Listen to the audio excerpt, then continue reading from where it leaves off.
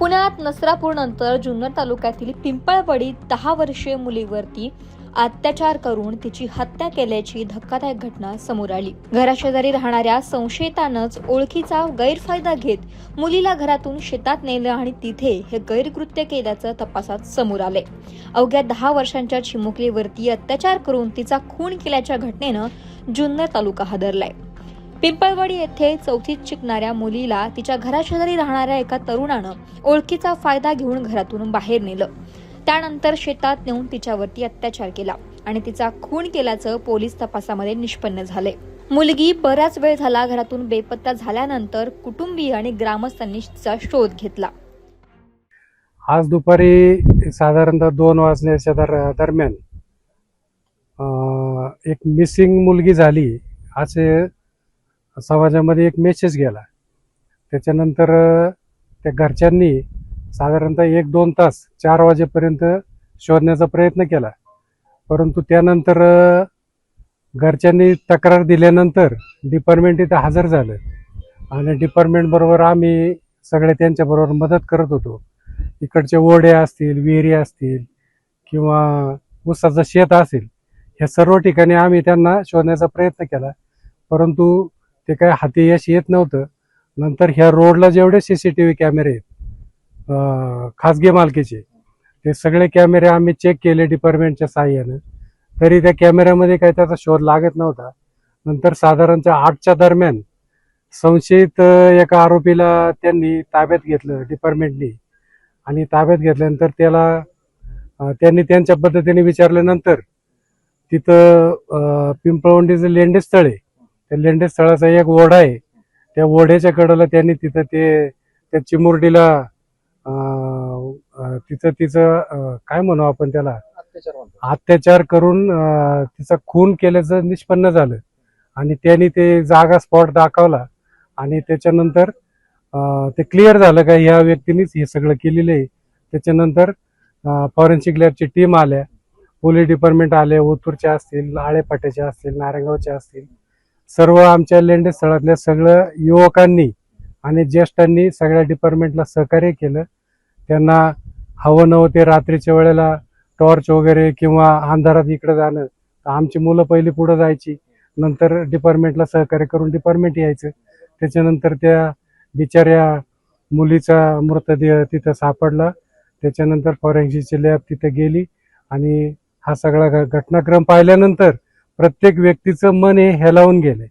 अगदी आपल्या घरातली एखादी चिमुरडी जावी अशा प्रकारची सगळ्यांची एक मानसिकता तयार झाली होती आणि त्याच्यातून एक अतिशय दुर्दैवी घटना आहे आणि जे कोणी ही घटना केली असेल त्या नराधमाला फाशीची शिक्षा व्हावी ही आमच्या पिंपळवंडीकरांची आवर्जून मागणी आहे। आरोपी स्वतः सोबत फिरत होता, माहिती देत होता, तुम्ही पण पाहिलं ना? हो हो, CCTV चेक करण्यासाठी फिरत होता।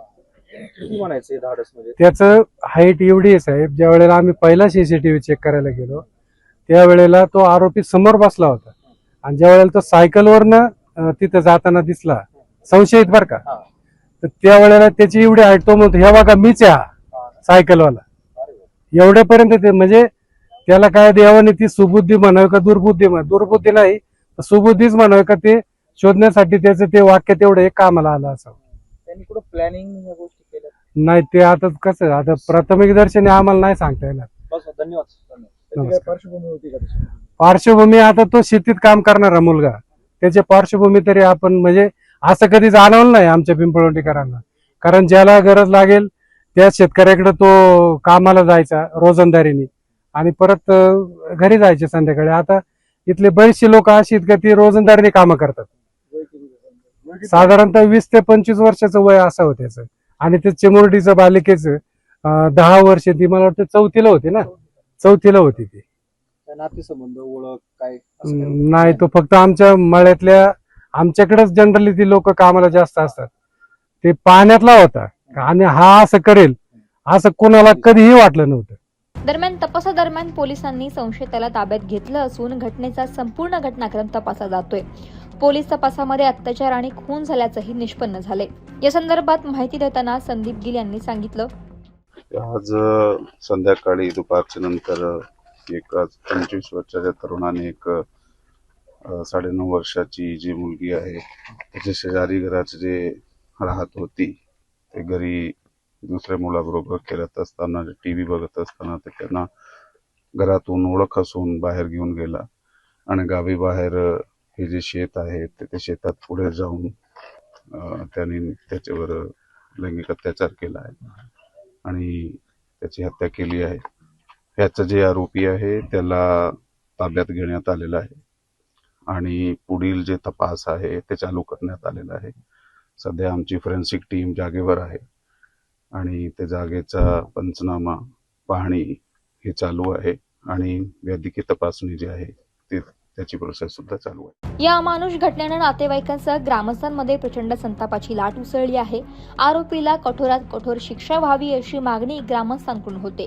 या घटनेच्या निषेधार्थ आज ग्रामस्थांनी पुणे नाशिक महामार्गावरती रास्ता रोको आंदोलन सुरू केले. आरोपीला कठोरात कठोर शिक्षा तर चिमुकलीला न्याय मिळावा अशी मागणी ग्रामस्थांकडून करण्यात येते. रास्ता रोकोमुळे पुणे नाशिक महामार्गावरील वाहतुकीवरती मोठ्या प्रमाणावरती परिणाम झाला. दरम्यान प्रशासनासमोर परिस्थिती नियंत्रण आणण्याचं मोठं आव्हान निर्माण झाले. संतप्त ग्रामस्थ रस्त्यावर उतरले असून पुणे नाशिक महामार्ग रास्ता रोको आंदोलन सुरू करण्यात आले. त्यामुळे आता या प्रकरणामध्ये तपासामध्ये पुढे कुठल्या गोष्टी निष्पन्न होत आहेत हे पाहणं महत्त्वाचं असेल. महाराष्ट्रातील सर्व बातम्यांचे विश्वासार्ह व्यासपीठ